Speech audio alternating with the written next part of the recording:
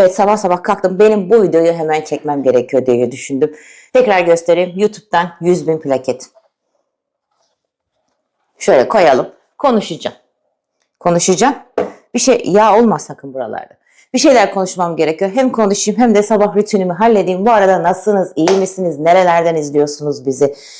Bizi nerelerden güzel gönlünüzle, güzel yüreğinizle takip ediyorsunuz? Ocağımın altında yakayım. Saçımı falan taramadım. Hemen kalktım. Elimi yüzümü bir yıkadım, dedim hemen işlere girişeyim. O arada hemen bir videomu başlatayım. Az bir şeyde konuşayım. Çünkü eline kamerayı alan YouTuber'ım diye çıkıyor. YouTuber'ım diye konuşmalar yapıyor. Ben bir YouTuber değilim. Ben büyük bir YouTuber değilim. Ben öksüz yetimler için buradayım. Ben günlük hayatımdan kesitler sunuyorum. Kazandığım parayı da öksüz yetimlerle, SMA hastası çocuklarla, ihtiyaç sahibi insanlarla paylaşmıyorum hatta. Hepsini yolluyorum. Yani benim kanalımın gelirleri öksüz yetimlerime gidiyor, SMA hastası çocuklara gidiyor, ihtiyaç sahibi insanlara gidiyor. Yeri geliyor bunları ben sizlerle paylaşıyorum. Her gün paylaşamam. Her gün gösteremem. Yeri geliyor paylaşıyorum. Paylaştığım zaman linç yiyorum mesela. Ah, insan yaptığını gösterir mi? Paylaşmadığım zaman yine söyleyeceğim. Madem yardım kanalısın neden paylaşmıyorsun? Diyorlar. Dekont göster diyenler mi var? Neler var? Ben neler yaşadım? Kimse benim önümde duramıyor, duramaz. İstediğiniz kadar zorlayın. İstediğiniz kadar uğraşın. Buradayım yani. Heh. Erkekliğinden utanmayıp erkek olduğu halde gelip uğraşanlar bile var kanal büyütmek için. Gerçek söylüyorum. Bak bunları tek tek konuşacağım ben sizlerle. Hemen bir yağımı sıkayım.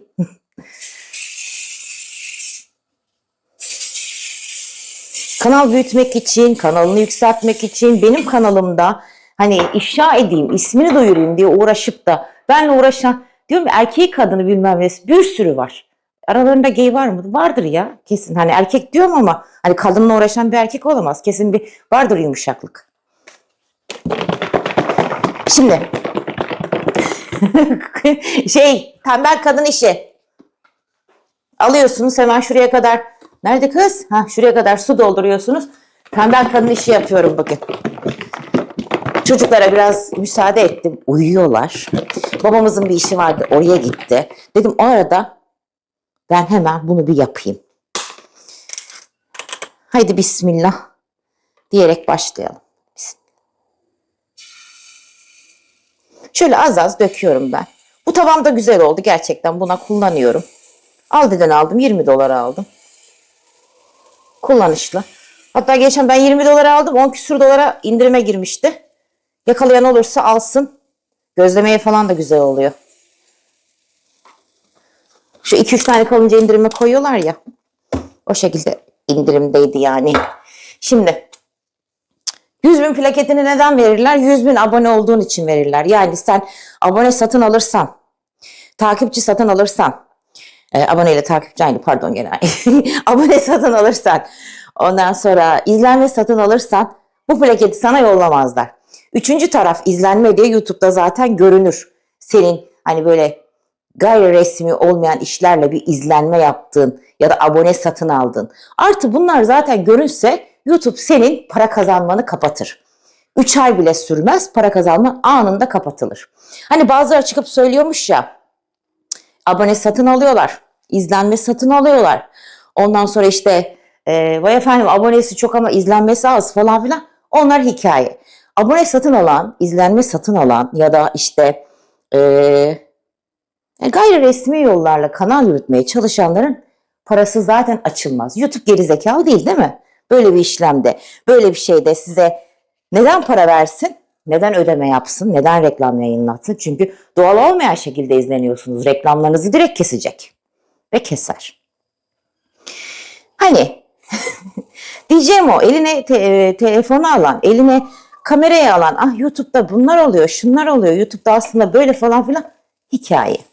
Senelerdir YouTube'dayım. SEO'larla da çalıştım. Kanalıma bakan kaliteli kişiler de oldu.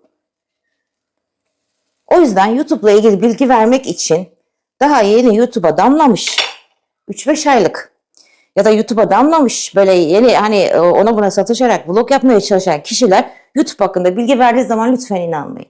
Ya inanmayın. Gerçekten inanmayın. YouTube, tekrar söylüyorum, geri zekalı değil.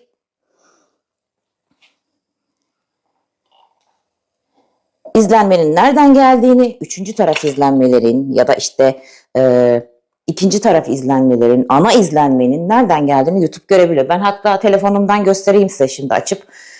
Yüzde kaç izleniyorsunuz? Televizyondan mı, tabletten mi, bilgisayardan mı izleniyorsunuz? Hangi şehirlerden izleniyorsunuz? İzlenmeler öneriden mi geldi, aramadan mı geldi? YouTube ana sayfa akışından mı geldi? Hepsini tek tek yazıyor.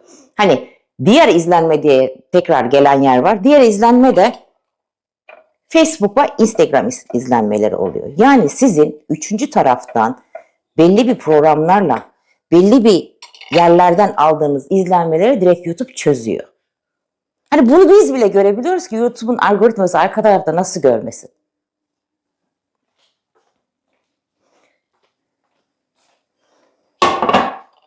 O yüzden hani abone sayısına bakıp da abonesi yüksek, bak izlenmesi az, abone satın almış falan filan.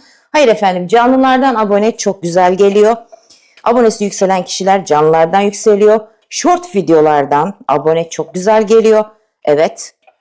Ama canlılardan ve short videolardan gelen abone senin uzun vloglarını izlemiyor.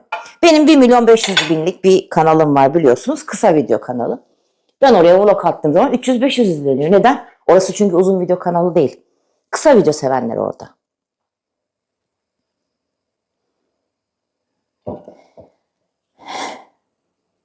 Yani her kitle başkadır. Çıkıp da böyle ileri geri abuk subuk konuşanlara inanmayın. Bu 100.000 plaketini de dediğim gibi bu 100.000 plaketini de abone satın almış olsanız, izlenme satın almış olsanız, takipçi satın almış olsanız YouTube size yollamaz. Büyük bir incelemeden geçiyorsunuz çünkü. 100.000'e geldiğiniz zaman, gelmeden önce de geçiyorsunuz siz. 100.000'e geldiğiniz zaman büyük bir incelemeden geçiyorsunuz. Mesela kimi kanallar kısa videolar paylaşıyor, başkalarının kısa videolarını paylaşıyor. Sonra para kazanmaları kapatılıyor 3 ay boyunca. Şimdi başkasının kısa videosunu paylaştığınız zaman, o video patladığı zaman ne yapıyor? YouTube bir incelemeye çekiyor. Bu video onun mu, başkasının videosu mu? Hani atak yapmış bir videoyu paylaşırsan, hani senin kanalında da atak yapıyor sonuçta. YouTube hemen diyor ki tekrarlanmış bir içerik var. Para kazanma gitti. 3 ay boyunca. Ondan sonra para kazanmalar kapatılıyor. O yüzden YouTube yapan arkadaşların da dikkat etmesi gerekiyor. Hani kendi videolarınızı paylaşın.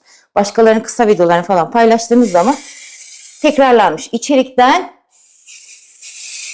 kanalınız kapatılıyor. Para kazanmaya. Artı para kazanmaya kapattıkları gibi bir de tamamen kapatabilme ihtimalleri bile var.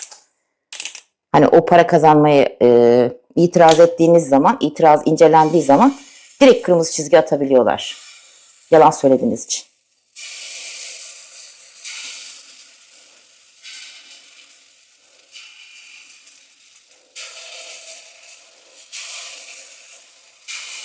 Ben şimdiye kadar burada 100 kişiden fazla kişinin kanalının açmasına yardım ettim.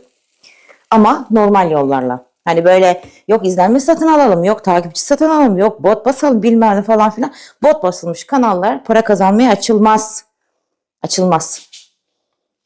Çok kişinin de kanalı açıldı. Bu arada çok güzel oluyor kız pankeklerim konuşurken. Tabii boyutlar önemli değil. Kimisi küçük, kimisi büyük oluyor ama ne olacak? Sonuçta yenecek, gidecek değil mi yani? Yani. Bu arada şöyle tekrar göstereceğim.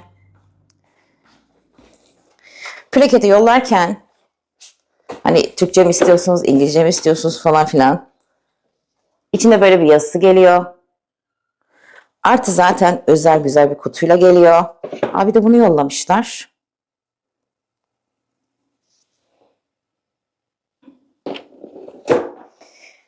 Yani diyeceğim o. Çıkıp böyle ay yaktık ya kız. Sizin yüzünüzden. Ha. Olsun güzel kızardı. Yanmadı. Hadi problem yok. Güzel kızardı. Hafif böyle çok hafif. Tamam. Bir şey olmaz. Şu bezle tutayım, şu kenarını kaydı. Hah. Kız kelebek gibi oldu. Şimdi çok yanmış görünüyor mu orada? Çok yanmadı gerçekten. Az bir şey böyle. Şu plaket şeyini göstereceğim derken. Bir şey yapsanız hemen önünüze engel koymaya çalışılıyor. Bir şey yapsanız hani güzel bir şey yapmış olsanız hemen öyle olmamıştır, şöyle olmuştur falan filan. Hani güzel bir şey olduğu zaman neden biz millet olarak öyle değildir, böyle değildir hesabına gideriz ki? Ha? Neden? Benim takipçi sayım durmadan yükseliyor. Evet, durmadan yükseliyor. Çünkü neden? Benim kısa videolarım, benim kısa videolarım izleniyor, kısa videolarım patlıyor. Artı benim diğer kanalım da var. Ben kendi kanalımın linkini gidip diğer kanalımda bana yorum yapanların mesela şeyini atıyorum, altına atıyorum. Oradan da benim takipçim geliyor. Videolarımı gidiyorum orada paylaşıyorum falan. Hani ben oradan canlı yayın falan da açmadım. Çünkü vaktim yok. Aslında oradan bir canlı yayın falan yapmak istiyorum. Bak tekrar söylüyorum. Dilan Aksoy diye benim kanalım. İsmini hala değiştirmedim. Değiştirmem gerekiyor. Oradan da canlı yayınlar yapmak istiyorum aslında. Güzel canlı yayınlar yapılır aslında oradan. Ha.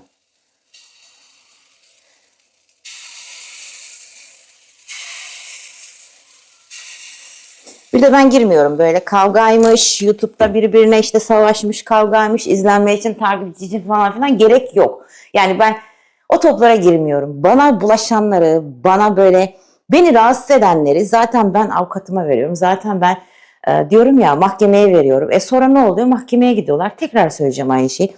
Mahkemeye gittikleri zaman beni tanımıyor oluyorlar. Ya da mahkemeye gidemiyorlar. Oldukları yerden, bulundukları yerden zaten kaçıyorlar. Hani mahkemeye giden de, ifadeye giden de beni tanımıyor. Hesabım çalındı diyor. İşte başkası yazmıştır diyor. Ben bilmiyorum diyor. Tanımıyorum diyor.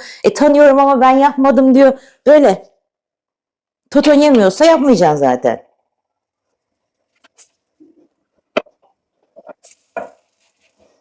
Ya bu videoyu böyle çekmek istedim. Bu plaketimi tekrardan göstermek, anlatmak istedim. Yani insanlar dediğim gibi yok işte İzlenmesi yükselen kişilere kim olursa olsun yani istersen sev istersen sevme ya yükseliyorsa yükseliyordur yani şansına yükseliyordur.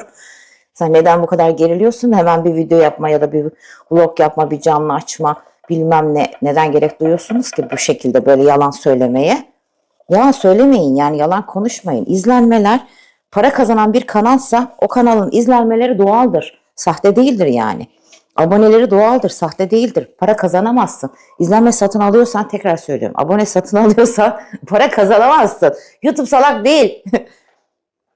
Sonuçta bir reklam veriyor sana. Reklamları döndürtüyor. Hani ne bileyim değişik. Yabancılarda görüyorum. Yabancı YouTube yapanlar birbirlerini öyle bir güzel tutuyorlar ki. Birbirlerini paylaşıyorlar, birbirlerine destek oluyorlar. Ondan sonra o onunla video çekiyor, o onunla video çekiyor, sponsorlarını paylaşıyorlar. Biri bir tanıtım yaptığı zaman aynı hafta görüyorsunuz ki arkadaş olan YouTuber'lar hepsi aynı tanıtımı yapıyor. Çünkü sponsor paylaşımı yapıyorlar. Şimdi bana gelen sponsorlar mesela sorduğu zaman var mı hani YouTube bilmem ne tanıdığım falan filan. Ben yani gösteremiyorum ki. Evet benim de bir YouTuber tanıdığım var. Şöyle böyle diyemiyorum yani.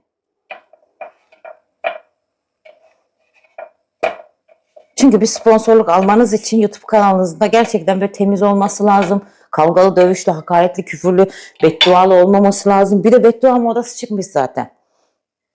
Bir beddua modasıdır gidiyor. İnsanlar ya kadınlar birbirine kavga ediyor mesela ama çoluğa çocuğa, toruna, torbaya bilmem ne, anneye babaya bilmem ne böyle beddualar havada uçuşuyor.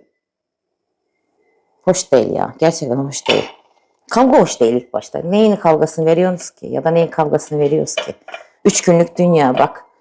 Sanatçı Güllü mesela. Allah rahmet eylesin. Mekanı cennet olsun. Ne oldu? Şimdi arkasından konuşuyorlar. Yok şunu da varmış da bunu da varmış da bilmem neyi de varmış da bütün her şeyini çoluğunun çocuğunun ailesinin kendinin arkadaşıyım diyenler bile çıkıp da yok 6 gün hapise girdi yok. Söylenecek şey mi bunlar? Kadın bunu medyadan sakladıysa sen niye çıkıp meydanda yayıyorsun ki? Ha? Bir de bu şey muhabbeti olarak yapılır. Ay canım ben de üzüldüm işte şöyleydi böyleydi. Öyle diyerek acıyormuş gibi sinirden öyle aklıma. Acıyormuş gibi yaparak böyle yayarlar bildikleri şeyleri. Tabii öldü nasıl olsa artık konuşamayacak değil mi? Neyse o muhabbetlere de pek girmek istemiyorum çünkü sinirim bozuluyor. Ölmüş insandan bile elini çekemeyen insanlar var. Ölmüş insandan bile şeytan elini çekiyor. Siz daha ne istiyorsunuz ki? Bırakın, polisin görevi zaten bu araştırmak. Ailesini, onu bunu olmuş şeyi bırakın da polis araştırsın ya. Çoluğunu çocuğunu insanlara rencide etmeyin. Suçluysa suçludur. Polis alır götürür. Hani suçunu çeker. Sonuçta çoluğun çocuğun da çocuğu var. Yarın bir gün o küçücük kız çocuğun önüne neler düşecek, neler gelecek. Biraz düşünün ya. Biraz merhametli olun. Konuşurken, yazarken, çizerken az bir şey merhametli olun. Hiçbir şey bizim başımıza gelmeyecek diye bir şey yok. Herkesin başına her an her şey gelebilir. Durmadan milleti kınamaktan başka yaptığımız bir şey yok. Rabbim ıslah etsin hepimizi. Kıstım mı kız ben bunun altını? Az bir şey kıstım herhalde. Ay vallahi yanmadı ha biraz önce. Biraz önce böyle yanmış gibi falan göründü ama yok çok yanmadı, kızardı. Ben bunu yerim. Ben zaten çok kızarmış seviyorum falan. Yani yerim ben onu. Çocukların en sevdiği şey zaten bu. Bununla pasta da yapabiliyorum ben. Normalde bu şekilde tümünü döküyorsunuz mesela. Ondan sonra içine kremasını koyup böyle sarıyorsunuz bir muzla. Dilim dilim çok güzel pastası oluyor. Üstüne sadece pudra şekeriyle. Bu tepsi bayağı bir işe yarıyor yani. Bir de ben şöyle söyleyeyim. Ev turu videomu paylaştım. Evet çok güzel yorumlar geldi. Çok güzel tebrikleriniz geldi. Allah razı olsun hepinizden. Ama böyle bir iki tane yorum geldi. Bir iki tane yorumda da tek sebep ne biliyor musunuz? Aslında siz bilirsiniz. Şöyle söyleyeyim ben size. Anlarsınız yani. Çok affedersiniz diyerek söyleyeceğim. Bu millette pok gibi para var. Neden hala YouTube yapıyor? Çözmüş değilim bunların mesleği ne? Valla mesleğimizle falan ortadayız biz. Görüyorsunuz yani benim eşimin işiyle gücüyle. Zaten tanıtımlarımız eşimin işi gücü. Benim burada olma amacımı zaten takip edenlerimiz biliyor. Ben buradaysam öksüz yetimler için. Ya zaten ben vloglar yapıyordum. Yani böyle kısa kısa Instagram'da, Facebook'ta falan filan böyle bir şeyler yayınlıyordum, koyuyordum. Ondan sonra dedim ki hani YouTube'da yapayım. Oğlum da dedi ki bana, Oğuzhan hatta dedi ki ya anne yapamazsın. Çok şey hani 1000 abone dolduracağım da işte 4000 saat yapacağım da falan filan. Niye oğlum yaparım ya falan. Yapamazsın dedi. Bir inatla ben bir girdim. Şimdi inadına da YouTube'dayım ha. Bir inatla girdim. Bir inatla hala buradayım yani. Böyle bana saldırı oldukça diyorum çekeceğim koyacağım. Çıkacağım koyacağım. Bir inatla da buradayım yani. Kanalımın amacı belli. Öksüz yetimler, SM hastası çocuklar, ihtiyaç sahibi insanlar. Sonuçta şurada bir şeyler yapıyorum. Sizle gurbetliğimi gideriyorum. Para kazancım olduğu zaman da direkt gidiyor. Yani herkes biliyor zaten. Ya paraya ihtiyacım yok. Parayla benim şeyim yok. Ne bileyim ya. Konuş hep aynı şeyleri söylüyorum ama anlamıyorlar.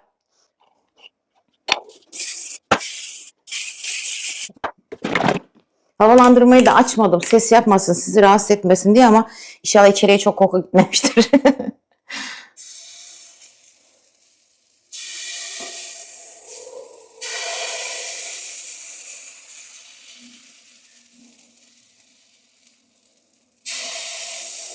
Şimdi bunu böyle yaptığınız zaman hani hepsine döktüğünüz zaman güzel bir yayacaksınız böyle. Arkalarını pişirip içine peanut butter da sürebiliyorsunuz. Peanut butter sürüp böyle katlayıp peanut butter çikolata işte ne istiyorsanız sürüp katlayıp yine dilim dilim servis yapabiliyorsunuz. Üstüne böyle pudra şekeriyle. O yönden de kolay oluyor. Neyse bu pancake'in başında çok zaman geçirmeyin ben. Tekrardan söylüyorum. YouTube'da para kazanan bir kanal varsa onun izlenmeleri de onun aboneleri de sahte olamaz. Parayla satın alınan abone olduğu zaman, parayla satın alınan izlenme olduğu zaman YouTube zaten bunu fark eder ve YouTube para kazanmasını kapatır. Çıkıp da ah şöyle oluyor, izlenmeleri birden yükseliyor, birden düşüyor, aslında şöyledir, aslında böyledir. Sizden önce YouTube onu inceler zaten. Ha bir de şöyle olay var, YouTube incelemiyormuş, YouTube bakmıyormuş, YouTube'un bakacağı çok şey var. Hadi oradan, hadi oradan. Para ödüyor sana. Sana para ödüyor. Sen kaç dakika izleniyorsun?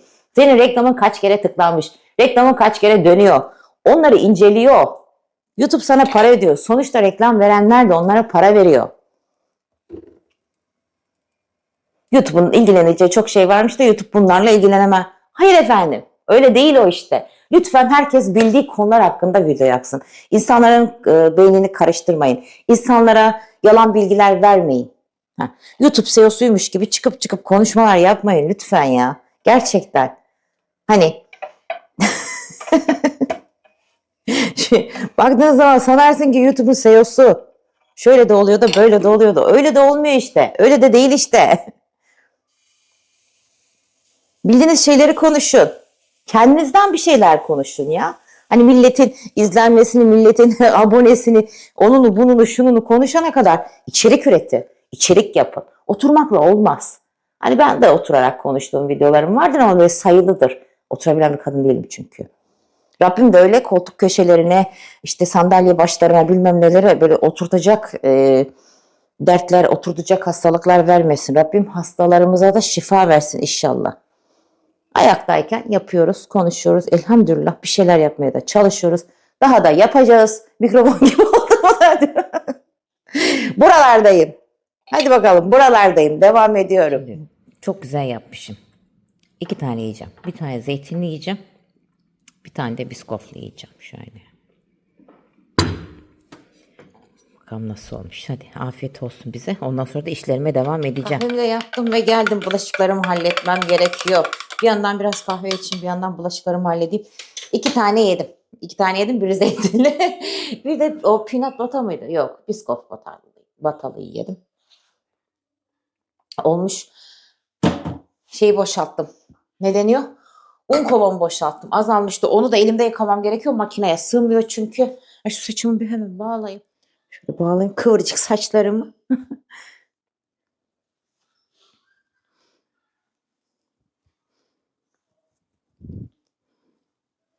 Hah. Oldu.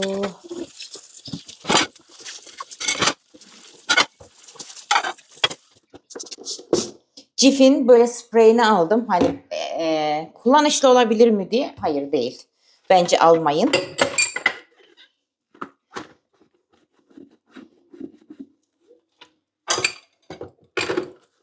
Kullanışlı olmuyor yani.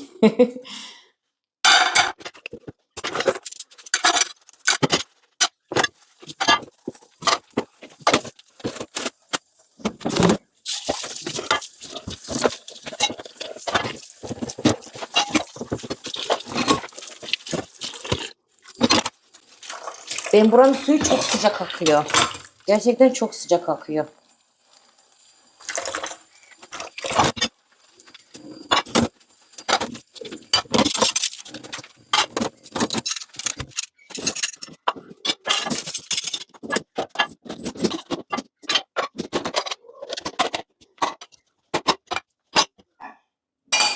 Makinem çok güzel yıkıyor. Aslında böyle akıtıp koymama gerek yok ama ben gene böyle bir akıtıp koyuyorum. Çünkü makine için de önemli o. Hani makinenin boruları, yağsı, mağsı hani bütün yağları akıtıyorum ki makinede güzel çalışsın.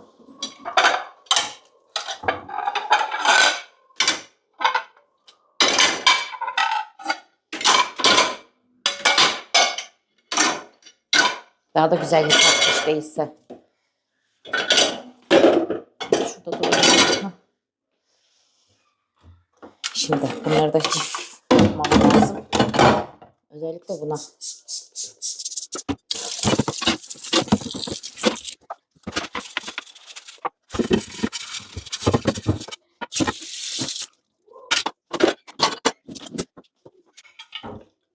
Reklam değildir. Bunu gösterirken söyleyeyim reklam değildir.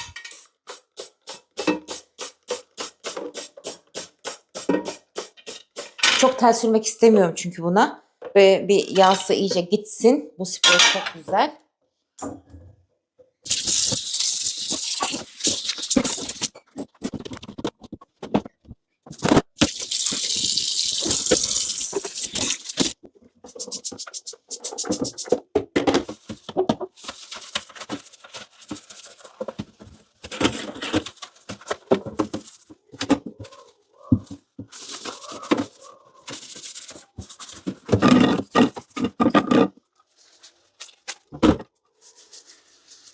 süzgeç kabaklarını seviyorum. Mesela süzgeç tıkadıktan sonra bunun üstüne koyuyorsunuz. Hani lavaboda kalanlar süzgeçe birikiyor ya, o pislik görünmüyor. Güzel oluyor.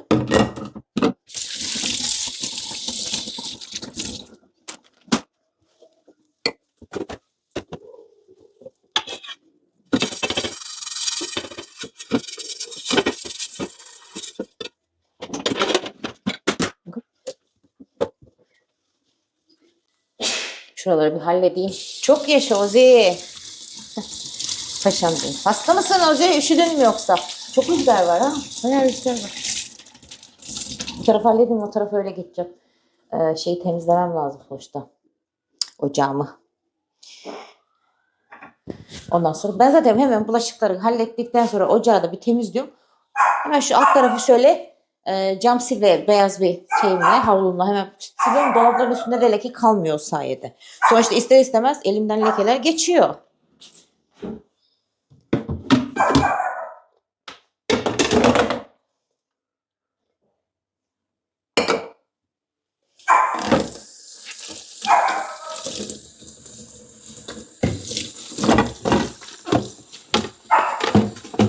Tarçın Bey'in bu ambulans sevdası hiç bitmez. İtfaiye ambulans sesi duyduğu zaman Allah! Vallahi kudum kuduruyor.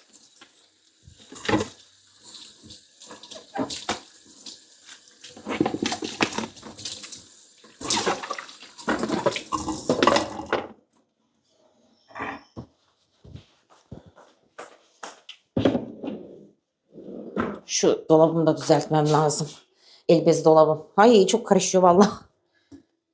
Bir de hızlı iş yapmaya çalıştığın zaman daha da çok karışıyor.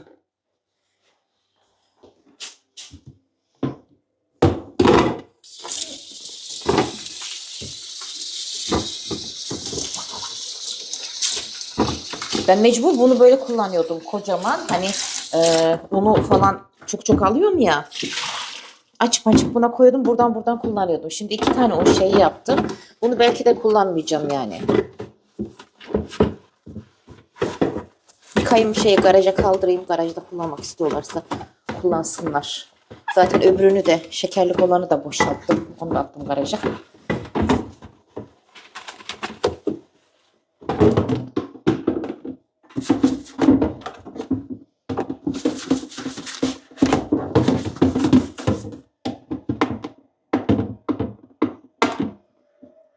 Zorlamayayım kız, tırnağım kırılacak.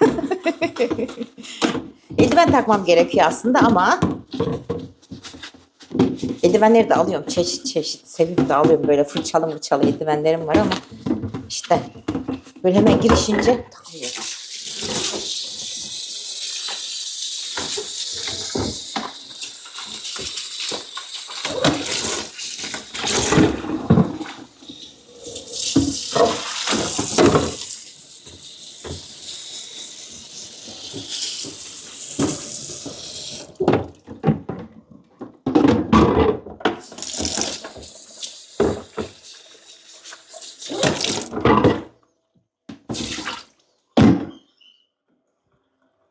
Bu örtüler de güzel oluyor. Normal bulaşık yıkadıktan sonra koyuyorum. Hemen suyunu çok emiyor. Güzel oluyor bunlar da.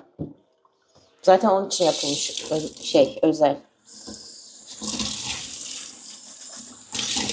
Bir şu süngeri kurutacak. Şöyle. Biliyorsunuz benim süngerlerim hep böyle gülen suratlı falan filan. Süngeri kurutacak şöyle yana yapıştırmalı bir şey bulamadım. Bulursam ondan da alacağım inşallah.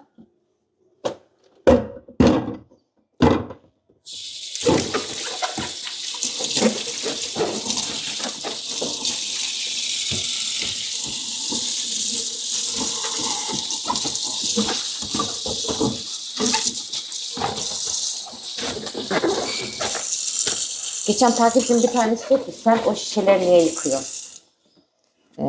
Hani ister istemez yağ oluyor, elliyoruz, dokunuyoruz falan. Hani alıp da dolaba geri koyunca yağlı koymayayım diye yıkıyorum. Yani hani o sisi böyle bir özellikle durup da ay hobilerimin arasında yer alıyor. Şu şişelerimi de bir yıkayayım falan yapmıyorum yani.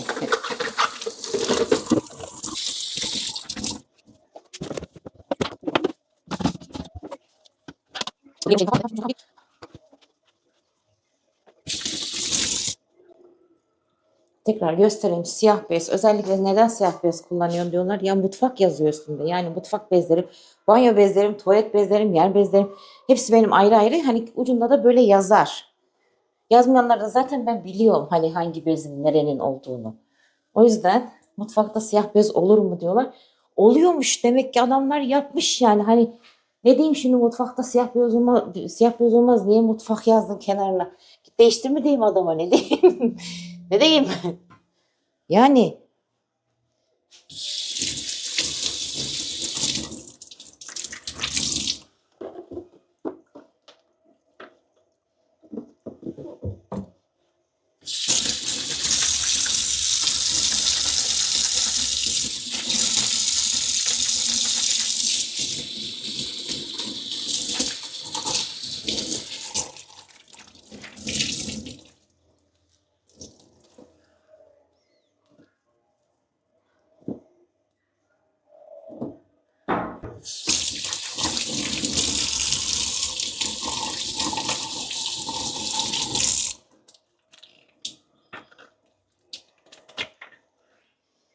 şimdi makinamı çalıştırmadan önce mutfak demirlerini de hemen ocak demirlerini de ya normalde ben akşamdan atıyorum. Ama gözüme çok batıyor. Benim böyle bir şey olduğu zaman hemen gözüme batıyor. O yüzden tekrardan atacağım. Makinede yıkansın. Şurayı da sileyim. Onları da alayım geri buraya koyayım. Öyle bitireyim buradaki işimi. Hadi bakalım. Ben ocağımı temizlemeden size böyle meyveli güzel bir tatlı tarifi vereceğim. Ama çok kolay bir tatlı tarifi. Hemen 1 litre süt, bir bardak şeker. Bunları hemen böyle buraya çıkarttım. Hızlıca yapacağım. Ocağımı sonra temizleyeceğim. Karar verdim. Ay, yine ambulans mı geçiyor? Hayır. Bir bardak şeker. 200 milimlik bardak kullanıyorum ben. Ondan sonra 4 yemek kaşığı un.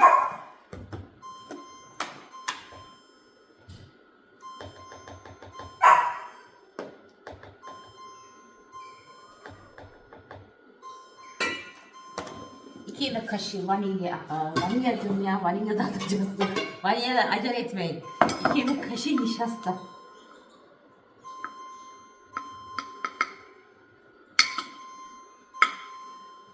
Ben geçen ne yapmışım biliyor musunuz? Şuradan ben şu kahvemi de alıp geleyim.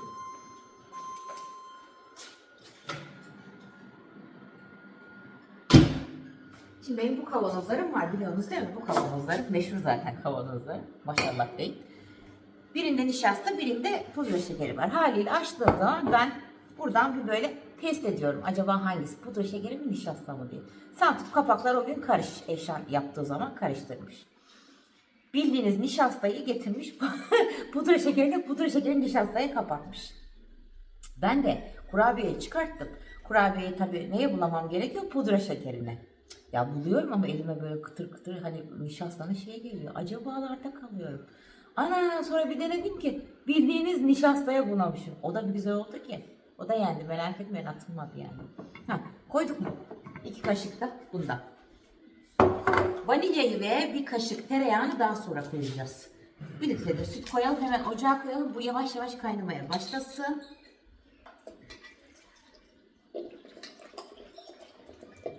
Bazen hızlı yaptığım için işte böyle şeyler olabiliyor. Normal.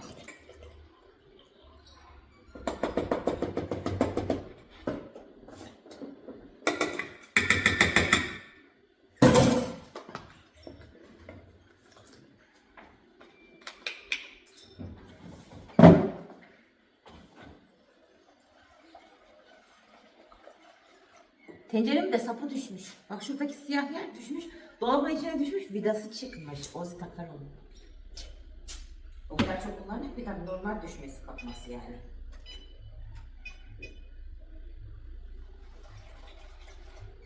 Bunu karıştıra karıştıra pişireceğiz. Orada da ne yapıyoruz? Altını biraz kısayım göstereyim. Bir daha topaklanmaması için. Orada da meyveleri doğradım tamam mı? Ben böyle şurada biraz yumuşamış meyveleri kullandım. Yani sertleri kullanmadım, yumuşamış meyveler atılmasın çünkü hemen yenecek bir pasta. Ne yapıyoruz? Diziyoruz doğradığımız meyvelerden. Ya siz de sağlamları kullanmayın, yumuşamışları kullanın. Hem değerlenmiş olsun yani. Varsa yumuşamışsınız, yoksa sağlam kullanın. Şöyle güzel bir şekil verecek şekilde. Şekil verecek şekilde ne güzel anlattım. Böyle. Mikrofon takmamışım gene ben. Unutuyorum gerçekten, böyle hızlı hızlı iş yapacağım diye unutuyorum. Biraz önce çorapları falan düzelttim.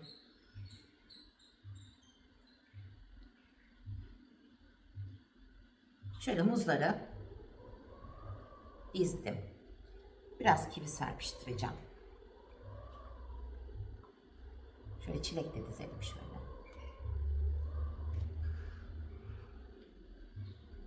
Orada muhallebi unutmayın.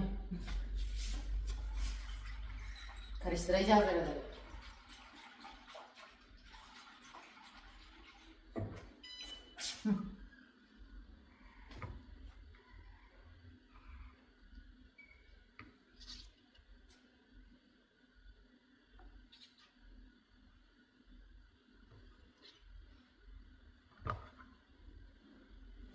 Şöyle armut koyalım.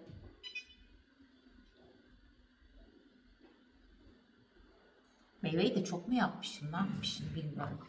Şu muzların şöyle kenarlarına biraz portakal serpiştirelim.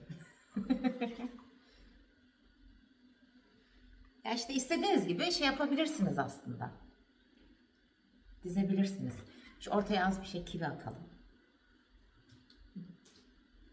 Kalan armutları da böyle serpiştirelim kenarlarına. Meyveyi çok doğramışım galiba. Bir şey olmaz, yenir.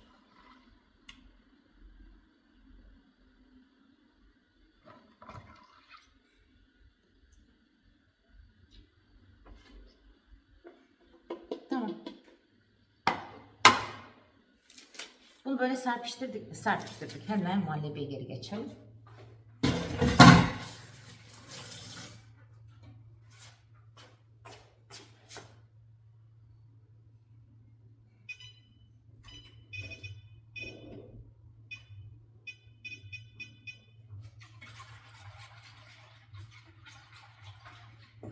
Karıştıra muhallebimizi konuşamadım yine. Karıştıra muhallebimizi pişiriyorum ve hemen geliyorum. Geldiğim muhallebi oldu. Muhallebinin kıvamını da şöyle göstereyim. Dökerken de görün zaten. Şu şekilde üstüne hemen dökün.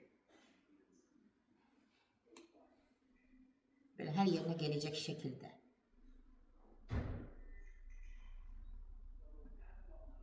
Tarçın Bey gene bir şeyler duydu. Koştur ona gitti. Hemen sıyıralım. Şöyle. Çok sıcak.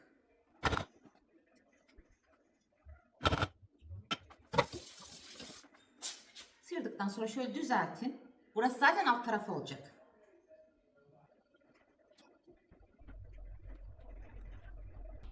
Düzelttik. Şimdi ne yapacağız?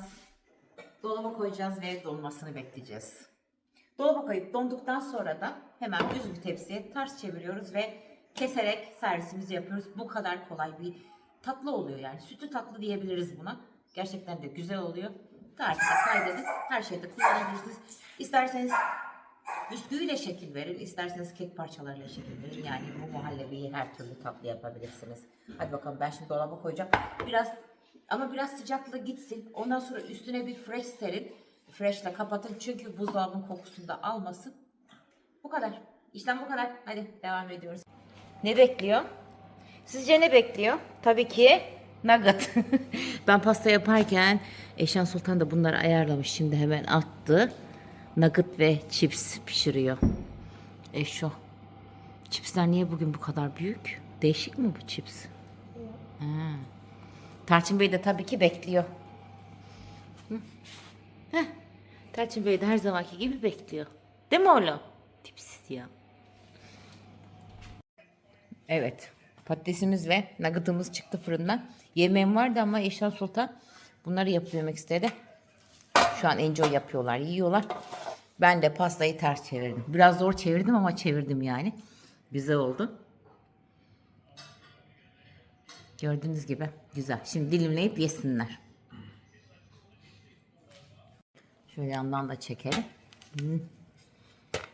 Meyvesi biraz çok oldu gibime geliyor ama olsun, bir şey olmaz. Yenir yani. Aa, ne oldu? Ne oldu? Kim o? Kız oğlum onlara. Kız oğlum. Gelmemiş kuşlar, bak gördün mü? Aa, gelmişler, çok az az yemişler ama. Kız onlara. Kız. Aferin oğluma. Hadi bugünlük de böyle olsun diyelim. Teşekkür ediyoruz videomuzda izlediğiniz için. Beğeni ve yorumlarla desteklerinizi bekliyoruz. Bir sonraki videomuzda görüşmek üzere.